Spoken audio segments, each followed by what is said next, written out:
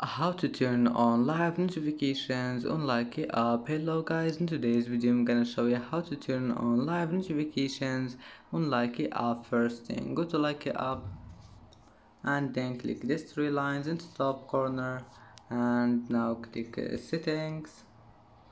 Here you will find notifications, click on it and then just go down. Here you will find the live notifications. All you need to do is just click on it one click, and all you need to do to turn it on, just click on it, and now just go back, it will be saved.